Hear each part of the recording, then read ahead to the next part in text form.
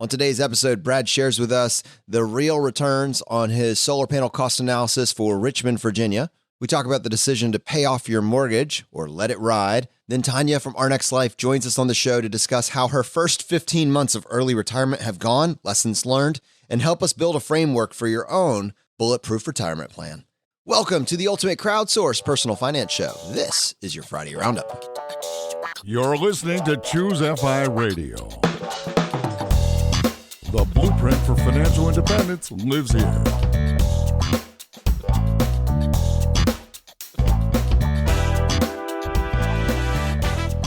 If you're looking to unlock the secrets to financial independence and early retirement, you're in the right place.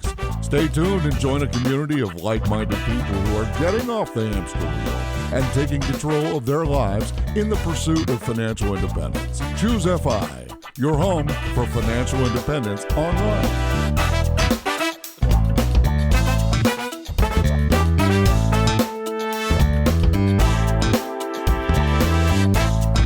All right, guys, so much to cover in this past week's episode with Grant from Millennial Money Man, author of the book Financial Freedom. And to help me with this, I have my co-host Brad here with me today. How you doing, buddy? Hey, Jonathan, I'm doing quite well. And yeah, it's interesting. We've been talking about my car recently, right? Good old golden boy, as you like to call him. And I just had another little thing go wrong with the car, albeit not with the actual functioning of the car. So I was driving on the highway and I got a pebble that decided to hit my windshield, and a little crack. And of course, the thing expanded. I looked into my car insurance and it was not free glass replacement. So it actually was like against my deductible, which is like $500. So I'm like, oh man, I'm going to have to pay for this thing out of pocket. So I go on safelight.com and they wanted $400. I think it was $398. And yeah, my mind just like exploded. I couldn't believe, yeah, for real. One pebble is going to cost me $398, but I didn't really know of any other options. So what did I do? I went to our Choosify local Richmond Facebook group and made a post in there, and people gave me some really good ideas. I wound up getting some quotes and they were all less expensive. But then a buddy of mine, Blake, who is in our local group, sent me this contact that he had. And I just got it done this morning for $195. Wow. So wait, I just want to clarify. Is this a total windshield replacement?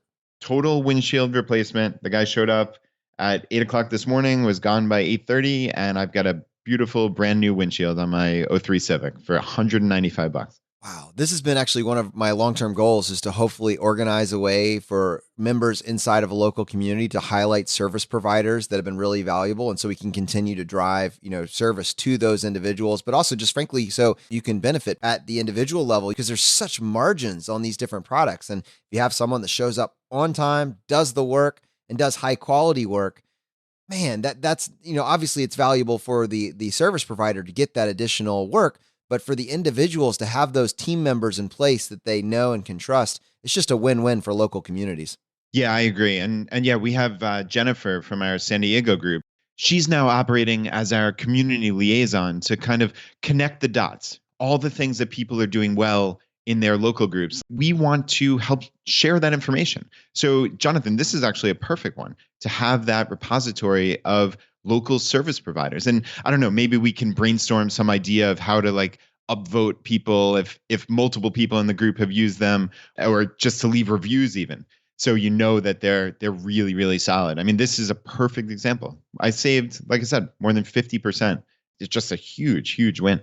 I love the idea. And I think, we'll need to start to develop some sort of infrastructure to actually be able to put that together. But I think it's something that we can work for through this year, maybe the beginning of next year. I think it's a fantastic idea.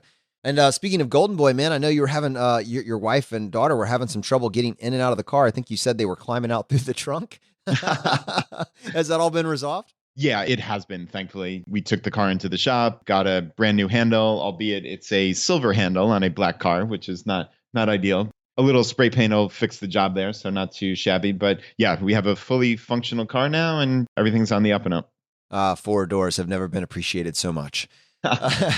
And actually, Brad, I wanted to also, talking about following up on things, I wanted to follow up with you on the solar panel cost analysis that you got from your home. And to tie a thread to this, I know back in episode 105R, we brought Brian Feraldi on, who walked through a very detailed thought process on how to analyze whether or not solar panels could make sense for an individual looking for an alternate way to power their home. And he made a compelling case that the returns were incredible in his home state of Rhode Island. Now, you can take the same math, the same principles and the tools that he presented, and you could apply it to your local state, but we don't know, in Richmond and Virginia, whether or not it's going to be 1-to-1. And you took one for the team and you did a solar panel cost analysis for your home here in Richmond, Virginia. I would love for our audience to find out what you found out. Yeah, Jonathan. So I definitely did look into this. This actually was something that my wife, Laura, spearheaded, and she got a bunch of different companies to give us some information. We had a couple come out, and we actually are moving forward with this. So we have signed a contract to get solar panels on our house, which is incredibly exciting. So, Brad, I'm curious, if you could do a little compare and contrast here with Brian and his case study for himself and his family in Rhode Island. What was his return on investment, projected to be? And then what are you finding here in Richmond? I think Brian's return on investment was somewhere right around 12.5% annually. I mean, that's a great return. Obviously, if you could do that indefinitely, you would, right? We kind of joked about that on the episode with him. In Rhode Island, they have some unique advantages that are not the same in Virginia or certainly in Richmond. Whereas Brian, if he had excess energy produced, he could sell it back to his local utility. And it was actually this arbitrage scenario where he could sell it back for more than he had to buy electricity for. So it was this really interesting incentive to sell it back. But regardless, he got, about 12.5%. And our system, it looks like we're going to get about 9.6%, Wow. which is still a fantastic return on investment, right? That is awesome. And one thing that comes to mind is when I see your house, I mean, you guys aren't out in an open field. Now, you're not covered in trees, but there certainly are trees in your neighborhood. When you had the person come out and analyze your surrounding region, did they say, no, this is fine? Yeah, they did. So actually, we have our back roof is south facing. So it's actually really perfect. There are trees, but they're set back fairly far, so it shouldn't impede the sun at all. They give you a very conservative estimate. So they assume, I think, like 5 hours of sunlight per day. And I think based on what we're seeing, I've been looking at this kind of as like a stats geek since we signed the contract. I think we should do better than that, considering it's the winter right now, and I'm seeing more than 5 hours of sunlight on there just anecdotally. So I think based on what I'm saying, we should actually get a better return than the 9.6%. But regardless, even still, I'm thrilled with that. What's interesting, Jonathan, is when Brian was on, obviously he was talking about this as an investment. It adds value to your home price in all likelihood. There's a return with the cash flows that's just straight savings. But I actually kind of put on my FI hat here and looked at it ever so slightly differently. It's almost akin to how you and I look at the true cost of car ownership. You look at the year by year basis, and I look at, hey, what is this going to amount to over a 30, 40, 50-year period? So same numbers, obviously, but just a slightly different perspective. And I think this might be illustrative. So the solar company is estimating that we're going to save about $2,000 per year on our electric bill. Okay. So like I said a couple of minutes ago, that's fairly conservative. I think it'll be more than that, but even just assuming about $2,000 a year, that's how they come up with this ROI calculation of the 9.6%. All right. They take your after tax credit amount out of pocket and just do this simple calculation. But what I did was I looked at this and said, all right, there's a high likelihood that these solar panels, just based on the quality and how they're warranted, they're minimum going to last 25 years. And there's a very, very high likelihood that they'll last significantly longer than that. So I'm looking at this almost as a phi calculation of 25x. So if it's $2,000 per year of expenses, if we were trying to figure out how much money I would need in my pot of money, right, my net worth, I would need 25 times that. So that's $50,000. Now, this thing is only going to cost me after the tax credit, it's going to cost slightly under $20,000. So I'm looking at something that I'm eliminating a $2,000 per year expense for $20,000 instead of what we would normally expect to need $50,000 based on the 4% rule and 25 times expenses. So it's kind of an interesting look at a FI way to get rid of an expense. I love how you put that in perspective, and in particular, tying it to 25X. I think it gives you a really good frame of reference. Matt actually commented on our episode that we did. It was episode 105R with some additional questions, and I think it's worthwhile. What I love is that you took what Brian talked about in Rhode Island and then applied it to Richmond. But these are some additional questions that we didn't get a chance to ask Brian. I'm curious if you have any insight on them, and for other people that are maybe looking into following up on the choice that you and Brian made, I think it'll be helpful. A few things to consider. What about depreciation on the solar system equipment? So you mentioned so there's different types of solar, right? Inverters, they have an expected lifespan of about 10 years, panels closer to 25. You were saying, and even that is somewhat conservative at this point, just as they've gotten more mature with the technology. Does having solar on your roof require home insurance changes? This was a question from Matt. So once you get this done, will you have to change your home insurance policy or have a premium because now maybe you have a fire hazard or high replacement cost? Is that something that you've looked into? I have not looked into, but yeah, that obviously will go on the list of things that I need to chat about with Geico. And yeah, what's funny is that, so this is a Matt who asked this question, and a buddy of mine, Matt, who listens to the podcast, who lives here in Richmond, asked very similar questions actually about the depreciation and will this thing be worth anything 25 years from now? And yeah, they are rated for 25 years of life expectancy minimum. And they said at that point, there should be about 83%, I think was the amount, 83% capacity. But what's interesting, and I always try to dive into this a little bit, even my system as compared to Brian's system, which he put in place just a couple of years ago, the solar panels are already so much more efficient. So Brian was blown away at how efficient each panel was. These panels are modular. If I'm putting in 30 panels, even if I have to replace one or two of these things 10 or 15 years from now, the output from that panel is going to be dramatically higher. So, I mean, I think this is, of course, my own guesswork, but I think very, very easily I'll be able to keep this at or near 100% of the anticipated capacity, especially when we're talking, I think they've already built in some conservatism with the 5 hours of sunlight, et cetera, et cetera. So I'm pretty confident that this thing is going to produce $2,000 a year on average of savings, minimum 25 years going forward. That's not as big a concern for me, but in fairness to both Matts, this was a question that I asked because it was a concern, but now they kind of allayed my fears a bit. So I think it's good, but Jonathan, just like anything in life, you don't know.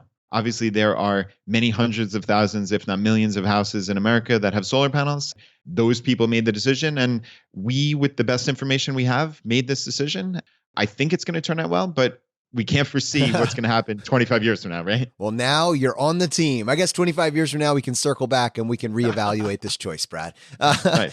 No, I was thinking, who is this for? I mean, I don't think the message here is that everybody needs to go out and get solar panels. And Matt was making the case that you could throw a similar amount of money at VTSEX and you will be equally happy with that choice in 25 years, for which I frankly, I agree. But I think that if your inclination was that you've been wanting to do this for a while, but you also don't want to throw money down the drain, then you can make a compelling case that this is a smart and reasonable investment for an individual that was interested in this to begin with, as opposed to maybe alternate schemes out there that just have you hemorrhaging money for very little benefit. This is a reasonable approach for an interested party.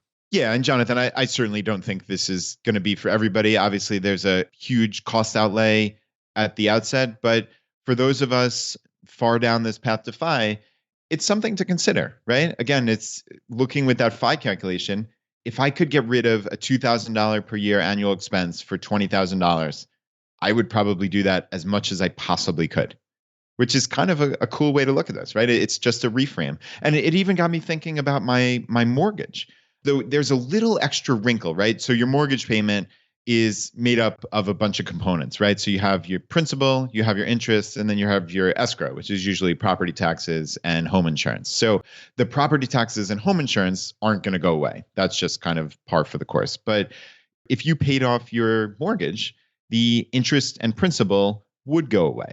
Where I'm saying it's getting a little slightly confusing is principal payment is just an increase to your net worth every month. So let's even just put that aside and just say, okay, you lop together your interest and principal. because that's the amount that's going out the door every month.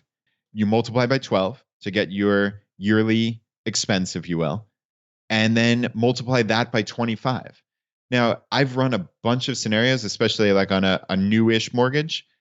It seems to be that number that I'm coming up with is higher than the mortgage payoff. This is really interesting, Brad, and I'm interested to see what conclusion you're coming to with this. I know you've been very in this like mental dilemma, paralysis by analysis. Should I pay off my mortgage? Should I not pay off my mortgage? I could pay off my mortgage if I want to. Is that the right play? And the community at large seems to be very conflicted about this because you have, kind of this low base interest rate that you're foregoing, et cetera, et cetera. But one of the things that really has resonated with me has been, and it came from Big Earn from Early Retirement Now, was the first person that mentioned this to me, and also Jean Chatsky very recently. I've heard her give the same advice, and it's pretty compelling to me.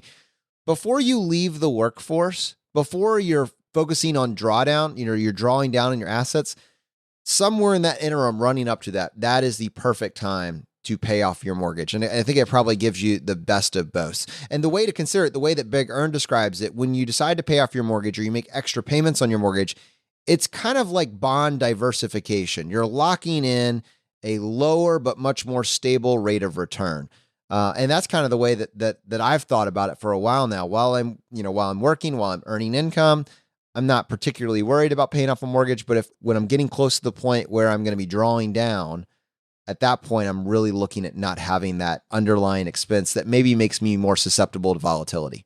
Yeah, that's very interesting. And obviously, I'll defer to both of them. That's I'm sure they've done much more analysis than I have because I'm just doing back of the envelope math here. And of course, anybody who is looking at my calculation here understands that because there's principal built into your monthly mortgage payment. So of course that skews it a little bit, but it is fairly interesting to look at this just as like, okay, this is my monthly outflow. And if I can get rid of this by paying off this amount, then that goes to zero. So yeah, I mean, to your point, it's locking in this lower return, but man, that certainty is really valuable psychologically. And I think ultimately at the end of the day, we know that paying off the mortgage is subpar financially and mathematically, but psychologically there's great value there. So hopefully this was of some value to someone, but it's just always interesting to me, at least, to look at these problems just a little bit differently.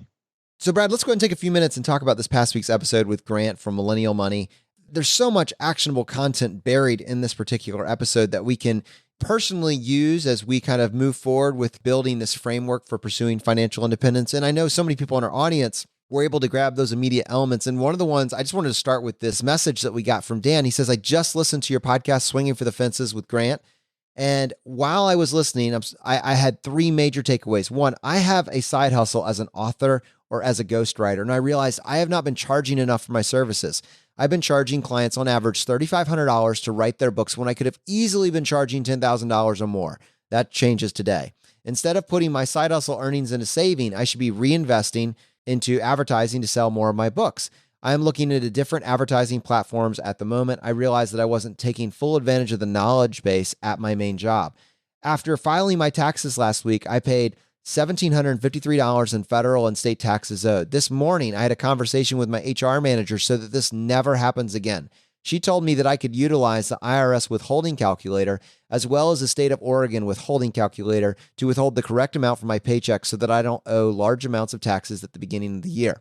I'm planning to gather my paperwork and run the numbers tonight. Thank you so much for today. This episode massively changed my financial life. I'm looking forward to meeting Grant and Vicky on the Road to Financial Freedom book tour on April 12th in Portland, Oregon. So Brad, this kind of sets us with the perfect place to talk about these small things that make such massive differences.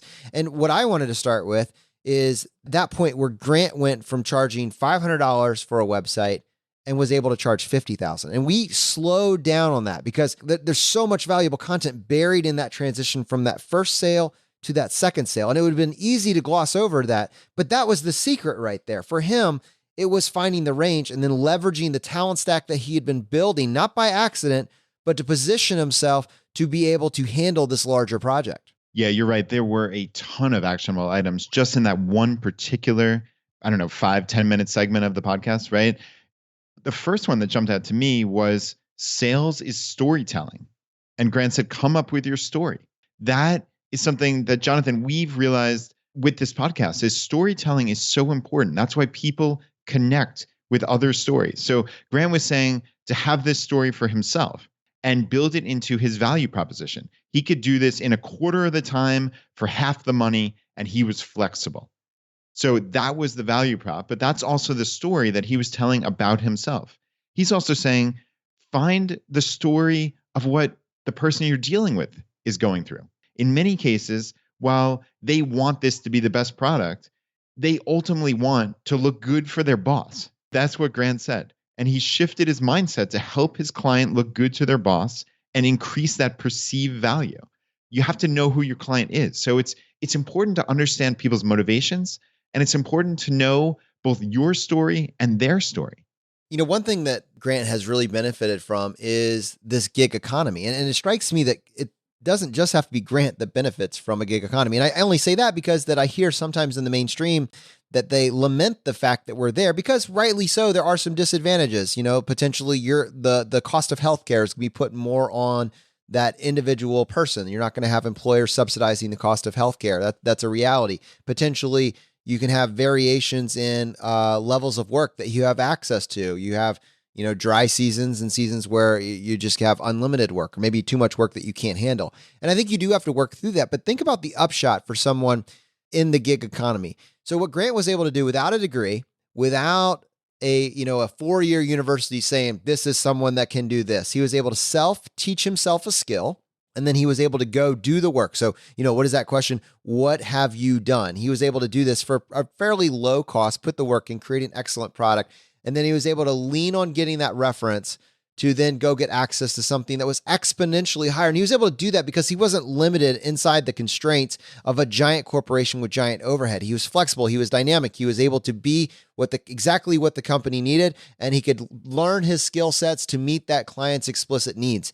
And in a world now where you can learn anything, if you're willing to put that grit, that intentionality into developing that skill set, something that I know we talk about all the time, if you can actually do that, as soon as you have the confidence to tell your story and help the client see how your story synergizes with their needs, then you can, in a very, very short period of time, build an income stream for yourself that really you are the rate limiting step. It's just how far do you want to go with it? That is incredibly powerful. No longer are you reliant on maybe getting a 3% or 2% year over year raise, but you can move the bar exponentially in a month, in 2 months, as soon as you add that next skill on. And I think that if you can latch onto that principle, it doesn't have to be digital marketing, but there are so many opportunities that are available in 2019 that did not exist in 2010, did not exist in 2000. And to not respond to that, to not see that, there can be a downside to this, but you kind of have it. You have a choice in life. The reality is what it is. And you can either say, well, I don't want to look over here. I don't want to do this. I'm just going to stay in my safe lane. Or you can do what Grant did, and who knows where it takes you. And I think kind of one of the things that I always talk about is limiting my downside, but there's no real cap on the upside, as you clearly saw with the examples that Grant was talking about. Yeah, and there's no downside here, right? Like that's the beautiful part of this. This is just adding to your talent stack. Obviously, in Grant's case, he had sent out hundreds of resumes and had no bites, and he needed to learn skills. But for someone that you just described who's fairly safe in their job, well, you can still look for those skills. And in Grant's case, he took a $500 website for this first lawyer, and then 3 months later sold a job for 100 times that, for $50,000. This also speaks to relationships. It's this one lawyer advocated for him. And he said he was able to get hundreds of thousands of dollars worth of work just based on this one person and this original $500 website. And I think it's important to note that Grant didn't just let this relationship go away. This was something that he kept in touch with this lawyer and cultivated this. And I think that's what he did with recruiters as well. He was saying, reach out even before you might even be contemplating a new job. Just find out what's out there. Make friends with them. He said, this is the key, just making these relationships. And this can compound over time. And one of the things that he was talking about, and you mentioned it there, was the recruiter. We can't just not talk about the recruiter. And to put this in perspective, he was making the case that by working with a recruiter, he was using examples of, hey, a recruiter calls you back and you're getting a job that makes $50,000 a year more than you're making now. We did get some feedback on this from Ben, and Ben was saying, I've been working with recruiters the past year, but I honestly don't see the $60,000 to $80,000 increases in salary. I'm seeing more like 10 to 15. It's great to network with recruiters, but I honestly wouldn't expect a huge increase in salary. I think that this may be a little bit of an exaggeration. And my point is, I actually wanted to highlight that. I think that is completely fair. And I also wanted to say, the benefit of the recruiter in terms of just the gross amount, the gross increase in pay is probably going to be heavily reliant on your sector. And one of the things we heard with digital marketing is that there is a massive range in what you can make. And I'm sure that a lot of Grant's thoughts on how big of a spectrum there was, with his specific sector. But I think that my takeaway on this, regardless of whether or not it was 10 to 15 or 60 to 80, and personally, I hope that your experience when you go meet with a recruiter is they get you a job that pays you 80,000 more. I mean, that's my extreme hope or bias. But let's say it's only 10,000 or $15,000 a year more. I think it still comes back to knowing your sector and knowing the range. And so many of us just settle. We just assume that's all there is, or we assume that our only option is just to go ask our boss for more money. And if they say no, that's the end of the story.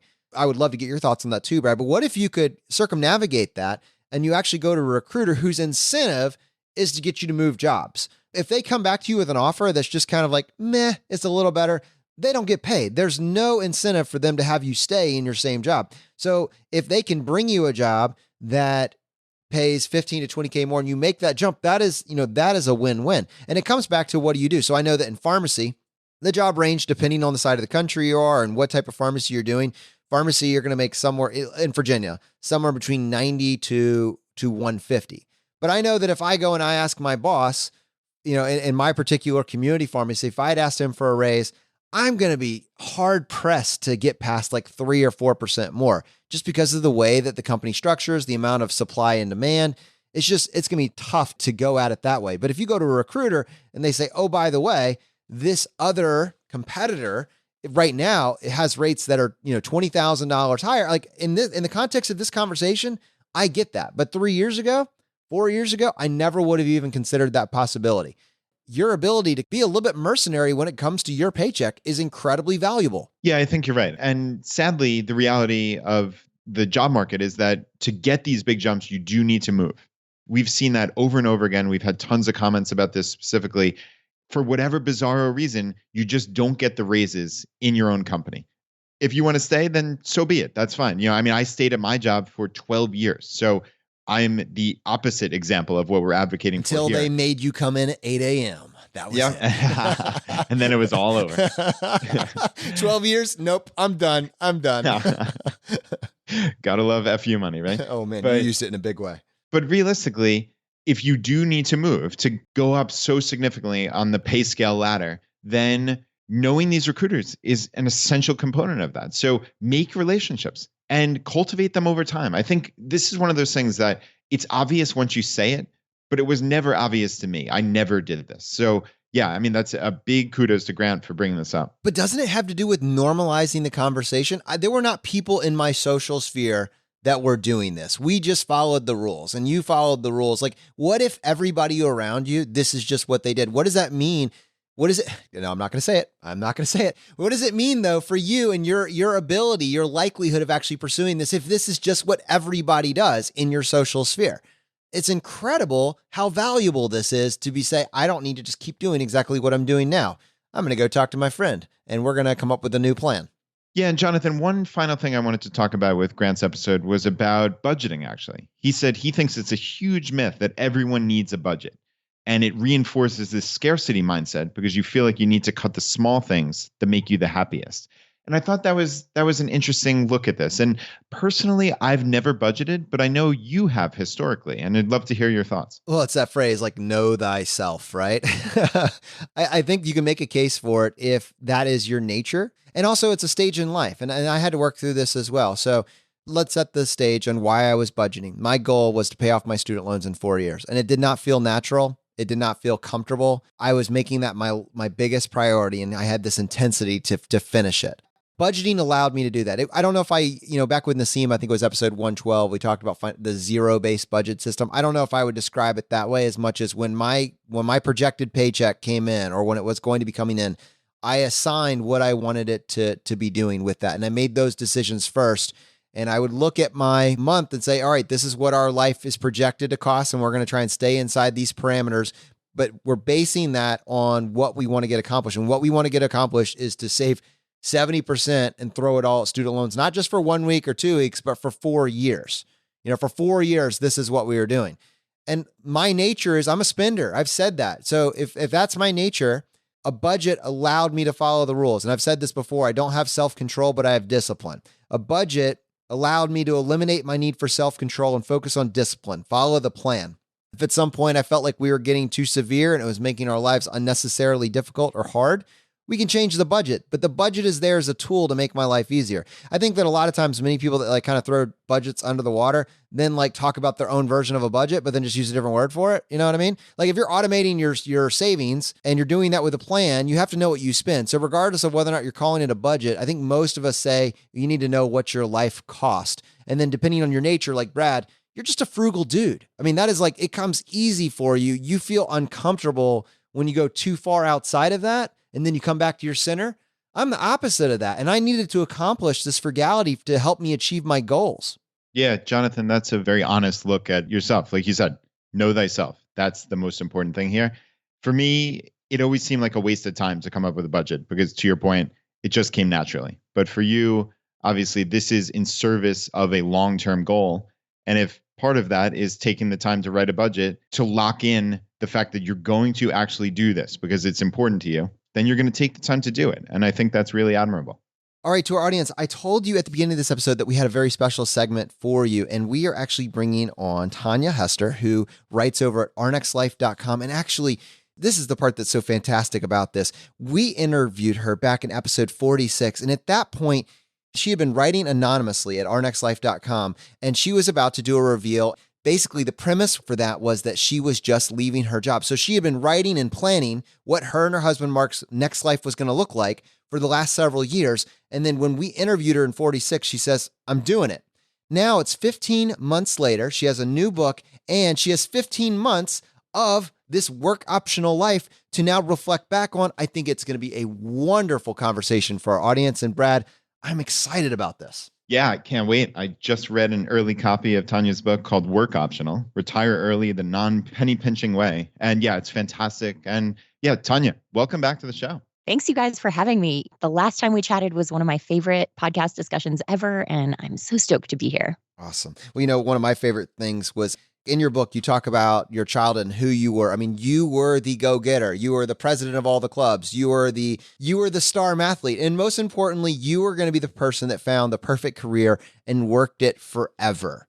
And somewhere along the way, it changed. And I'm curious, if you were to think back through that, how do we get to this point where work optional was something that you were pursuing? You are so right. Plus, did you leave out chess club? I also did chess club. It wasn't quite as good as mathlete. I just wanted to say that first. I just want to underscore the nerd value there. No, it's totally true. I often thought of myself as like the Lisa Simpson of my social circles. And absolutely, I was looking for life fulfillment through career, through achievement, through all of that stuff. It took me several promotions and several older, wiser people telling me that, sort of like the promise that we're given as children of work and of career fulfillment is, for most of us, just never going to happen the way that we imagine. Of course, there are those lucky folks who are fortunate enough to find their calling, but I don't know that I ever did.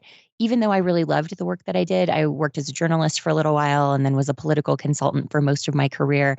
There was so much good in it, but at some point it really dawned on me that, okay, I keep getting promotions and I think that promotion is never going to happen where they say to me, here's more money, but now you can work less. I want to put less on you and pay you more. Yeah, that's just not a thing. If you want to advance in our society, it's always more work, more responsibility. And in this age we all live in now, it means being reachable more of the time. And we kind of hit this point where, for years, we had been able to take vacations where we could go backpacking in the Sierra for a week, or we could go leave the country and not have any cell service. And that was okay. We could just be unreachable. But we hit a point when we realized, we can't do that anymore. We can't go to places with no cell service unless it's on the weekend for maybe one day at most. I think there was something about that realization, which happened to coincide with me kind of looking at the clock and going like, okay, my dad has a genetic disability that kicked in his late 30s. I'm now in my early 30s. I might not have all that much time left of having complete mobility and not a lot of pain in my body. So, maybe we should rethink this path that we're on. Mark was totally on board. So it was actually pretty easy for us both to get on the same page about what we wanted to do financially. And from the time that we really had that big vision until we were able to pull the plug was only about 6 years, which we obviously weren't starting from zero. We had some home equity, we had some retirement savings already, but we certainly got serious and made it happen pretty much as fast as we possibly could. So, Tanya, the name of the book is Work Optional. It's not the Lisa Simpson Guide to Early Retirement. Why the reframe? And to be honest, I'm setting you up for this just because I know that our community really struggles with whether or not to even use that word retirement, whether to embrace it or to push it off. And I'm just curious for you, what is your self-description? Are you early retired? Is that full on embrace? Where are you at on this? The funny thing is, I actually do say the word retired for myself. I think there's nothing wrong with that because the truth is that a huge chunk of traditionally retired people do work and do add value to our society, whether that's through paid or non-paid means. And we don't quibble about that. I think that the people quibbling about what retirement means are mostly applying a different lens to those younger than traditional retirement age than they do for those, say, over 70. But I do absolutely see how people get hung up on that idea of retirement. So I know that's why you guys use the term financial independence instead. There's a lot of different nomenclature out there, but work optional to me felt like really the right way to characterize it that was sort of instantly understood, that nobody could quibble with, that would give people a vision of what life could be.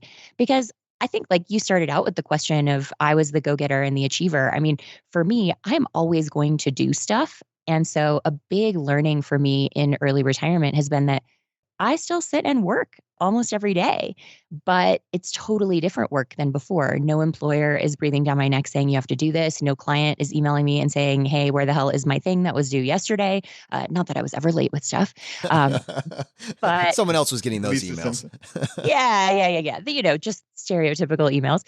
But when it's purely for me, and also I think a huge part of it is the work that I'm doing now is totally divorced from any sort of financial thought at all.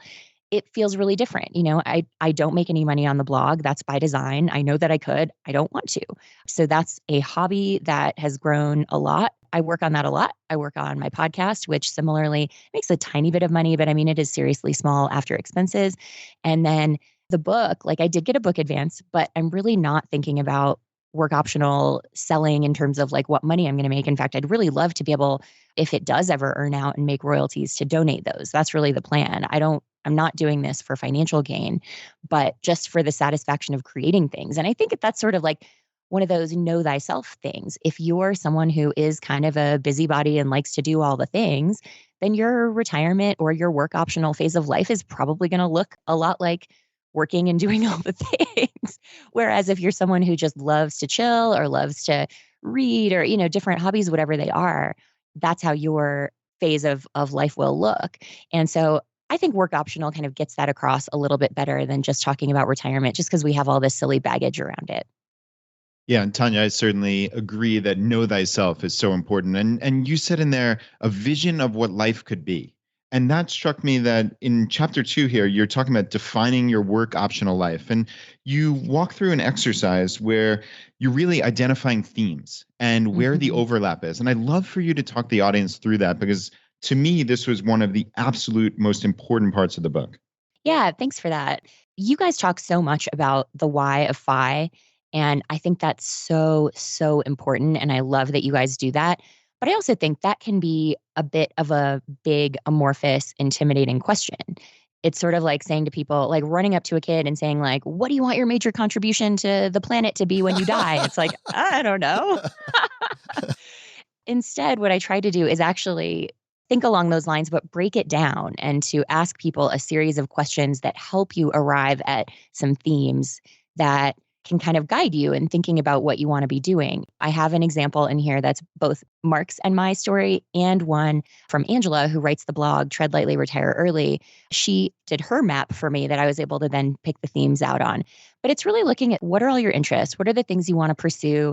What does your day to day look like? And then bigger things. What do you want your legacy to be? What do you want to be involved in your community and try to make better? What do you want to be remembered for?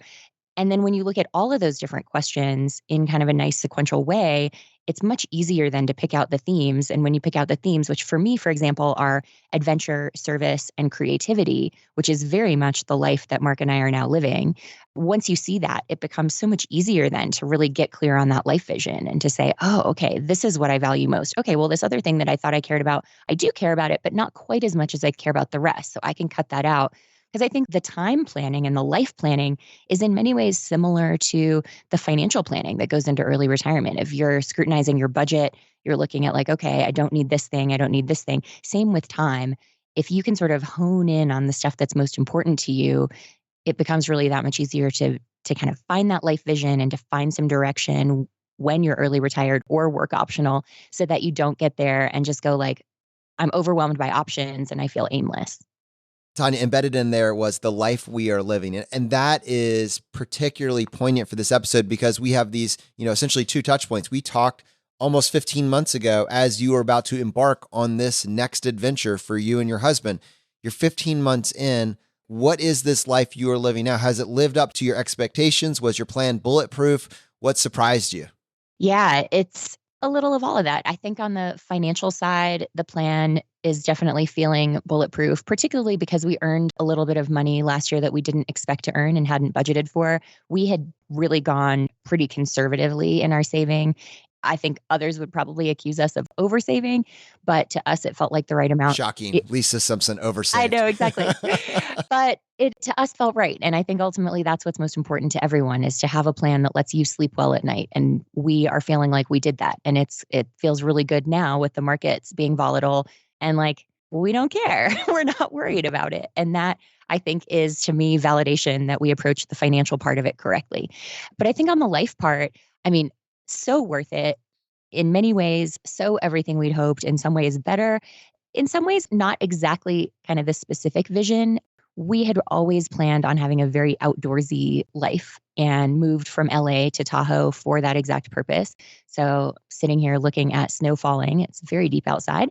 And Mark is out skiing and I'm in here talking to you. That's sort of like a microcosm of our year where he was out on his mountain bike just about every day last summer, where I was inside for a lot of that. Some of that was because I was writing the book. Some of it was because my disability has progressed a little bit. So when the weather is hot is when the pain is the worst. So I called it my indoorsy summer. I definitely was not outside as much as I had hoped for, but I still feel like it's worth it, even though that didn't exactly match my vision, because the alternative would have been that I'd had all that pain, but like had to work and had to go get on flights at 6 a.m. and stand up in front of clients when I wasn't feeling good.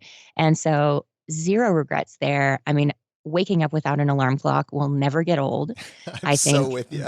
Yeah, think that just not thinking about money is something that is an enormous privilege. Most people stress about money all the time. It causes divorces, it causes depression and anxiety and all kinds of bad things. And it's not that in early retirement or work optional life, we think about money less.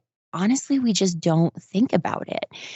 That I think is perhaps the best gift of all. And so it's completely changed how I view work, where I think for a lot of years in planning and saving, I was thinking the whole time like, oh, I can't wait to never have to do work, never have to sit at a computer during the day again. But, that was sort of ridiculous because like, of course I'm going to work because I'm just a person who wants to create things and wants to put stuff out there.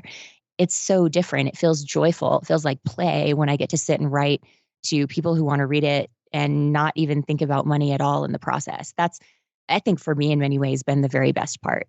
So Tanya, it sounds like you were absolutely locked down on the financial side of it, but best laid plans, right? Sometimes you have to adjust. And like you're saying, your indoor summer, while that's not your ideal scenario, I'm sure you made adjustments that made that better than you would have otherwise envisioned. Can you talk me through that? Like, do you have a community there in Tahoe? Are there people that you see even during this indoor summer? Yeah, we do have a great community here. In fact, you all may remember one of your listeners had done a call into one of your Friday shows. I heard it and was like, oh, that's my neighbor Dave, and then told you about it. then you guys announced on the show, like, oh, hey, Dave, this is Tanya, your neighbor. Oh, by the way, Dave. Yeah. Now Dave's a really good friend. That's amazing. That was the most amazing story I'd ever heard. That was just so cool that he had no idea that that was you. I And know. now you're friends. I know. He and his wife, Stacy, are just awesome friends and made the connection here on Choose FI. So I will always be grateful for that. But yeah, no, we have a great network. And one of the wonderful things about living in kind of a resort community is that people have non-traditional schedules. So we don't have the same problem here that we might have in a bigger city of everybody's busy during the day when we want to hang out. So yes, we've still been able to see friends. And for me, something that's really special is how much time I've gotten to spend with my dad, who, none of our parents are getting any younger. He is disabled. He's still healthy. So that's all good. But I got to spend a lot of time with him in the last year. That was just really awesome. So there were, drawbacks to not getting to be outside so much, but kind of looking at, okay, well, if this is the situation, what am I going to do about it? I do feel like I got to put more time into the book that way and make it better. I mean, I'm really proud of the product that's there. And I think it's better for having been through a traditional editing process than it would have otherwise been.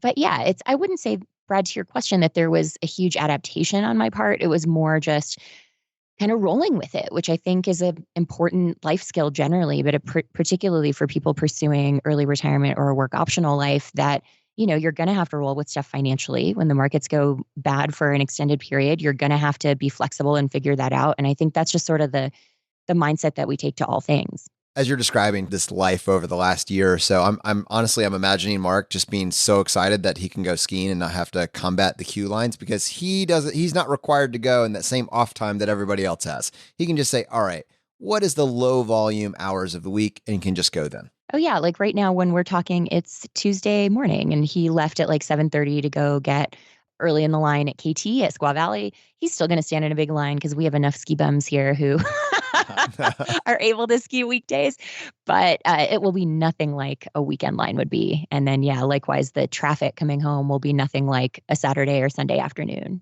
But that's really it, right? You control your time and you can put your time to the things that you value. And what you value comes from you. It's not from an outside force telling you this is what is important. You, in a vacuum, need to say what is important to me. And I think that's the higher purpose for your book and for your website. When you are trying to answer that for yourself, but then also give other people a framework to answer that for their lives, what are the common themes that come up?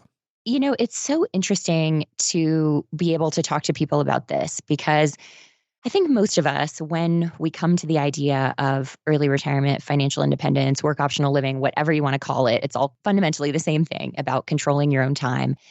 I think a lot of us start from a place of what we want to subtract. And we think about, okay, work is this thing that even if you enjoy it, even if you get things from it, it's still this major obstacle because it sucks up by far the most of your time. And so we think about, okay, I want to subtract work. I want to have a life free from that. And that's fine. I'm game for whatever inspires people to get here. The question is then, okay, what after? If you look both at how people answer some of these questions that I lay out in the book, and you look at research that people have done among, for example, traditional retirees, which I can imagine that a lot of early retirement aiming folks will bristle at the idea of being compared to traditional retirees. But I really think there's a lot of this stuff in here that's ageless, that whether you're retiring at 60, 65, or 40, 45, it's still fundamentally a very similar transition of going from being defined a certain way to now being undefined. But you find in that research and you find in people answering these questions that a lot more altruism emerges, a lot more thinking beyond yourself, a lot more of wanting to make an impact and to matter in the world beyond your immediate family. Those are things that come up for just about everybody. I think that's a really good thing to know because one, that's wired into us. We all have this desire to matter. That comes from Nancy Schlossberg's research, those words specifically about mattering. But whatever terms you put it in, I mean, none of us just want to like sit in our home and have no one know we exist and no one care about our opinion on anything. We all want people to value us in some way. And so thinking about that and thinking about how we can contribute in a way that makes us feel valued is a really important, to me, part of this process. And it's why I devote a chapter of the book to thinking about that. Because I think once you know that, it honestly makes the whole journey so much richer. If it's not just about saving to save or saving to escape the grind of work, it's about saving to get to this purpose, this this idea of being able to contribute in bigger ways beyond just what your employer lets you do currently. Tanya, I'm curious to hear your thoughts on where that impact and mattering, as you say, is leading you and Mark, right? Because what's interesting here is that you two in your careers followed causes and ideals that were important to you, right? So that was your actual job, but now you're beyond that. You're not involved. But looking beyond you is something that's essential to you, as you just stated, and certainly you stated so eloquently in your book. Where do you go from here? Yeah, for us, we are both currently presidents of local nonprofit boards. So Mark is head of the Sierra Avalanche Center, which does backcountry safety advocacy education. He spends a ton of time on that. It's great for him because it's about keeping people safe in the backcountry, but also encouraging people to get out there. And it ties into his interest of getting out there and backcountry skiing. That's something that I think he gets a lot of fulfillment from because he's also helping the board be as functional as possible, which is not always necessarily the case with nonprofit organizations, or especially small local ones that don't necessarily have a lot of professional talent on them. That's something that I think is really good too, because we both worked with a lot of boards over the course of our careers and know how to help them be as smooth running as possible. For me, I work with a local conservation organization, but I also do a lot of fundraising. For example, for the local Humane Society, next weekend, I'll be running the silent auction at their big gala fundraiser. That's something I've done for a bunch of years. So those are the things that we already do. It was also really important to us to put a big charitable bequest into a donor advised fund before we quit our jobs. So we put multiple years of expenses into our DAF before we quit, and we now donate from that. And it's a great thing to be able to give away money without worrying about if we have the money, because it's already there. It's already allotted for that. But I think in terms of big picture, I see the book in many ways as kind of aligning to that of trying to educate people in what I already know and what I've learned, and a lot more that I learned in the writing of the book. I'd love to do more on financial literacy in the community. The book sort of took up a lot of that oxygen in the last year, or I probably would have started that. So that's definitely in the future, I'm hoping. And then we'd love to do board service for larger organizations too, because we do have a lot of thoughts and talents and experiences that we can share. But I think big picture, that question's really evolving for us. Like, I think that that's really just about keeping our ears open. And if we see something that really needs help, or that needs someone to kind of just take the reins, we'll do it. That's how I ended up organizing the Sense Positive retreat last fall, which is an FI retreat for women. I didn't feel the need to be the person organizing it, but I saw a lot of discussion online that told me that women felt like they wanted their own space to talk about some of this stuff, similar to like the Camp Fives and the Chautauquas. I was like, okay, well, I have time. I'll do that. And so I think that's something too, where like just looking for opportunities to give back in some way, or to create spaces or create opportunity, that to me is just something I always want to be able to do. It's so funny, Tanya. We talked about making your plan bulletproof earlier, and my brain must have subconsciously grabbed this, but you actually have a whole chapter in your book dedicated to making your plan bulletproof. I must have seen that just in somewhere, just encapsulated. I'm just curious. Someone is maybe getting closer, or maybe they're halfway on their journey, or they're starting to get closer to the end, and they're thinking, I want to make my plan. I want to Lisa Simpson this FI plan. How do I make my plan bulletproof? What things should people be considering? I love that you psychically lifted that out of the book. I really think I did. I don't think that could not have been organic. No, you never know. I believe in weird things like that happening, but I think that there are a lot of questions that folks should be asking themselves. So there are different schools of thought for sure on how much you need to save, what a safe withdrawal rate is, what your model should be of early retirement or financial independence. And something that I really tried to offer here in the book that I think applies to everyone, including folks who are very well versed in the principles of financial independence, beyond just getting really clear on your life vision, is on the financial side, offering different models. So I talk about not just full early retirement, which I think if we're perfectly honest, we have to acknowledge is not an option for everyone. Not everyone is earning enough to even pay rent in many American cities. So for them, I wanted to offer different things so that we were really inclusive here. So maybe full early retirement isn't in the cards for you, but maybe semi-retirement is. Maybe that could look like working seasonally or cutting back your hours or changing to a career path that aligns more to your life mission instead of one that makes you feel compromised every day. Maybe it's taking a series of career intermissions. I know sometimes folks will call that mini retirement. I actually don't like the term mini retirement because I think you would approach a year off very differently than you would approach a true retirement. So I think career intermission is a really nice phrase for that.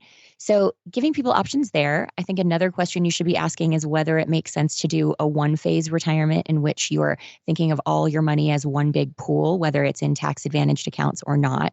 Or if you want to do something like we did of a two-phase retirement where you're planning essentially for early retirement and traditional retirement as separate things.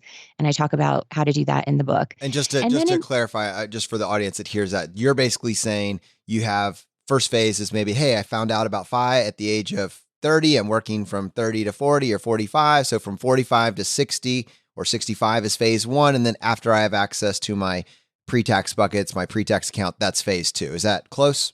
Yeah, that's exactly right. And just to put some numbers on that, like for Mark and I, we have about 17 years. Is that right? Math is hard. Says the star mathlete. Yeah. So we retired when he was 41. And so when he gets to 59 and a half, that's 18 years, we will then start tapping our tax advantaged accounts. And so for that first 18-ish years, we saved 15x, 15 times our annual spending. And then we currently have about 23x in our later bucket, our traditional retirement savings. And we know that that's going to continue to grow, which doesn't mean that we're going to have, 50x or whatever. It means that we're going to increase our spending in traditional retirement because I don't know that when I'm 65, I want to still clean my whole house or put markup on the roof to fix the roof. We might want to hire some of that stuff out, or we might want to travel in a little bit nicer style. So I think the idea of having a bigger cushion for later, particularly for things like healthcare costs, is a really good idea. So the book walks through that. But then on the bulletproof side, to me, the idea of just saying, okay, 25x and done, that's really risky because for a few reasons. One is you don't know that your spending is going to be level every year. JD Roth had a really great post about that, about how much his spending has fluctuated year to year. So the idea of just flat 4% rule forever sort of doesn't reflect reality for a lot of people.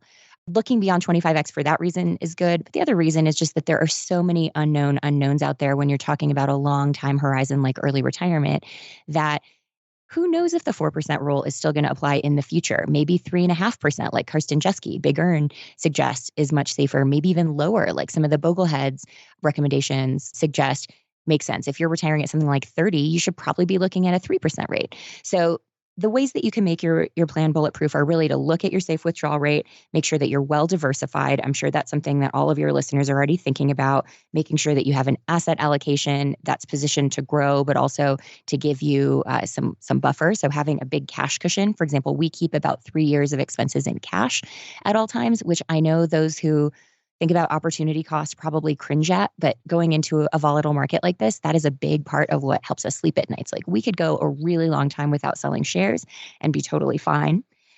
It's also really important to know when and how to cut your expenses. So if you're withdrawing shares during a down market, the best thing to do is not to keep withdrawing and harm your potential for hitting sequence of returns risk, but instead to cut your spending. And so knowing how you would do that before you get into that situation is really good. It's also good to build in some backup sources of capital or some contingencies. Like, for example, we know we could downsize our house and free up cash if we had to. House is paid off. So that would be easy to do. Talk about insurance, talk about anticipating divorce, which is not a small thing. If you're in a marriage or a financially split partnership, knowing what you would do, I do see a lot of people saving an amount where I worry that if they split, they wouldn't still each be financially independent. And it's worth thinking that through because we are financially independent. You are okay. Yeah. Somewhere in the middle there. Exactly. No, and like with Pete just announcing his divorce on Mr. Money Mustache, and there have been several other divorces among some of the well-known bloggers. This is not a crazy idea. Like we talk about safe withdrawal rates and focus on the 1% likelihood that 3.5% won't be low enough, but then we won't talk about the almost 50% likelihood of a marriage dissolving. So that's a good thing to think about too, creating your estate plan. I mean, there is a lot in that section to really think through to make sure that your plan is as solid as possible. Because the last thing I want to do is recommend to anyone that they follow me down this path. And then you end up at 80 going like, oh my gosh, I didn't save enough. At which point, what are you going to do about that? What are you going to do at 80 to earn a whole bunch more money to get you through the end of your life? It is so much better to oversave a little bit than it is to wing it or assume that you can wing it down the road. There's just so much we don't know. So it's better to be safe than sorry. Yeah, which is why your two-phase retirement interests me so much. So you have 23x in this phase two. And realistically, you and Mark are not going to touch that for nearly 15 years, maybe a little more in your case. Obviously, that money's going to grow. In all likelihood, it'll double twice, right? So I mean, you're looking at a huge amount. I know you said you're going to probably increase your expenses, but I'm also curious, where does Social Security factor into that? Is that part of the 23x or is that on top of? Social Security is not factored into that at all. One is we're still such a long way from it that we assume some of the rules will change. Maybe there will be some kind of asset testing, in which case we could get phased out, which we would have personally no problem with. I'm sure people differ on that belief, but I think that if you are many years from being able to collect it, it makes sense not to count it because we just don't know how it's going to be calculated. Plus, those of us pulling out of the workforce early are going to have a lot of zeros factored in, so our benefits are likely to be low anyway. What I often suggest people do with Social Security, I mean, if you're over 55 at this point, it's fine to count it, of course. But if you're younger than that, the way that you might think about it is thinking of it as an extra healthcare buffer, for example, because Medicare doesn't actually cover as much as people think. Most people at this point now who start Medicare today will spend about $300,000 outside of Medicare premiums on their healthcare expenses between now and the end of their life. So that number is only going to grow. It's going to be bigger for all of us. So maybe Social Security is the thing that helps cover that for you. That's a nice way to think about it. But no, we aren't counting it. If we get it, great. If we don't, we'll be fine. That is really kind of the guiding premise of my financial planning is if this good thing that we'd like doesn't happen, we still want to be okay. And so Social Security just very much fits into that box. Tanya, there's one other thing that I wanted just to take a couple minutes and talk to you about, and it has to do with healthcare. And I think to tie it a little bit to your particular situation, one of the things or the criticisms that we hear is, oh, well, early retirement sounds great in theory, but you can't guarantee everything. You can't guarantee your outcome. You're not always going to be as healthy as you are now.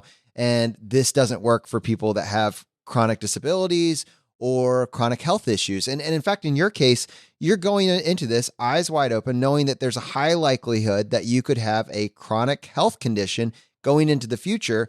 And I only say that because you put some thought into that exact situation in your book. I'm curious if you could give our audience maybe some things to think about and consider as they form their own retirement plan. Yeah, and I think I'm probably the only early retiree I know who actually uses a lot of healthcare. It seems like most people's plan is get minimal coverage and then just try not to use it. Where like I had an MRI last year, I had an echocardiogram. When I was going into MRI, the tech found out I wrote about personal finance. And as he was wheeling me into the tube with my head clamped in, he was like, "What do you think about pot stocks?"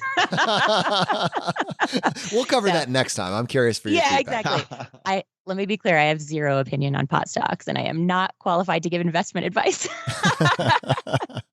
Yes, but healthcare is super important to me. It's something that I've written about for a long time on the blog. It's something that we talked about last time I was here.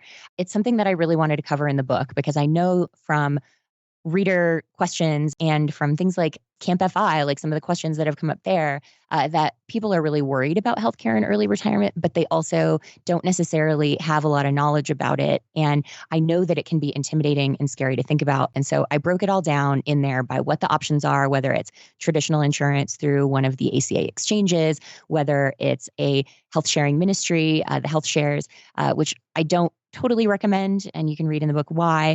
I also talk about the pros and cons of health savings accounts, HSAs, because certainly they can be a great savings vehicle, but they also come with some significant downsides in terms of avoiding care. So I really walk through all of that, including things like healthcare tourism, which is not a great option for if you get in a car accident or if you get sick all of a sudden and need chronic care. But if you just, you need a hip replacement or, you need to go get like a crown on a tooth, maybe you can go do that down in Mexico or fly to Thailand or do that while you're on another trip. All of that's covered, which I think is really important because I just know that that's a topic that stresses a lot of people out. And I tried to present it pretty simply to just give you a little peace of mind, get you really clear on what the options are. So Tanya, the book is Work Optional. It's a fantastic book. It's got a lot of actionable information there for people that are interested in forming their own bulletproof work optional life. Where can people find it?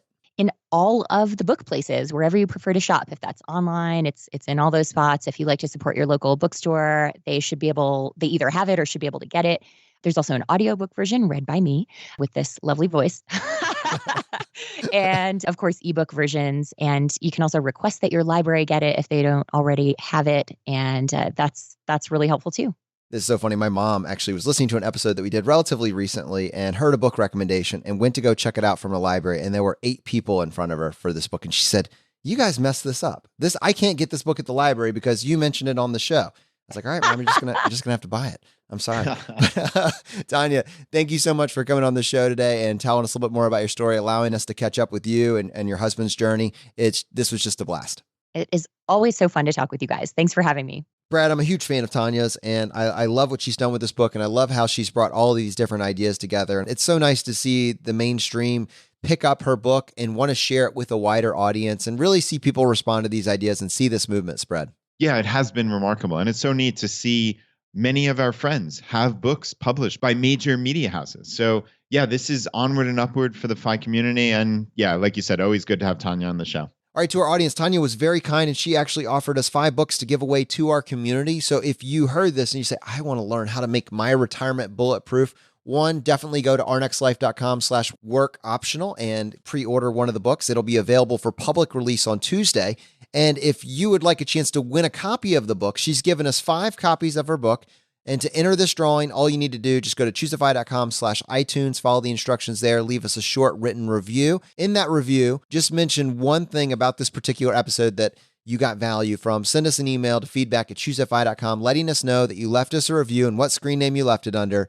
And then we would love to include you in the drawing for a copy of this book. And actually, Brad, it's interesting just because this past week with Grant, we were also doing a book giveaway. We actually have a few copies of that book, and that drawing's already finished. And we're going to be announcing the winners of that today as well. Yeah, Grant was nice enough to also give us five books for our audience. And we actually pulled the winners, and I'm going to read the 5 names now. So the first winner is Joey O. Then we have Rob W., Maria G., Drew B., and Danielle W. And we're doing the last initial there just in case there were any duplicate first names. Yeah, we had a catastrophe one time where we gave away books and just said, "Oh, Dan won," and there were like 5 Dans that entered, so we had some unhappy people. All right, guys, thank you so much for participating in this drawing, and it's wonderful. We are so appreciative to the authors when they're willing to give some books to our community. Just very, very much appreciated. Same deal for this upcoming week. And I mentioned how to enter the drawing for a copy of Tanya's book, Work Optional. Just follow the instructions. And then this is important. Send us an email letting us know that you want to be entered in the drawing for the book, Work Optional. And also include with that the screen name that you left the review under so we can do that. We need those reviews by Tuesday morning at 8 a.m. Eastern time. Any reviews that we get before that period of time will be included in the drawing. All right, my friends, the fire is spreading. We'll see you next time as we continue to go down the road less traveled.